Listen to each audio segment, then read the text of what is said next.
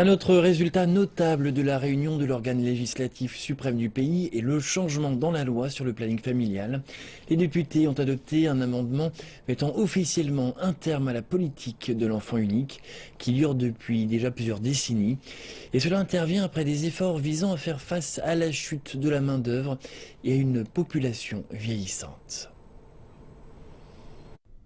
Les députés chinois ont donné le feu vert dimanche à l'amendement. À compter du 1er janvier 2016, la Chine va autoriser tous les couples à avoir 2 enfants. La mise en œuvre de la nouvelle politique permettra d'optimiser la structure de la population, de renforcer la force de travail et de ralentir la tendance au vieillissement de la population. La politique permettra également de promouvoir une croissance équilibrée de la population tout en donnant un nouvel élan au développement économique. La politique chinoise un couple un enfant a, selon les estimations, empêché environ 400 millions de naissances, réduisant la pression sur les ressources et l'environnement.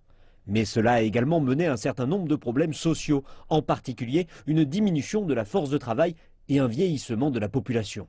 Plus de 15% de la population du pays est âgée de plus de 60 ans et la population en âge de travailler est désormais en baisse. Actuellement, il y a 140 millions de femmes en âge d'avoir un enfant qui en ont déjà élevé un. Une fois que la nouvelle loi prendra effet, ce sont environ 90 millions d'entre elles qui devraient avoir un second enfant.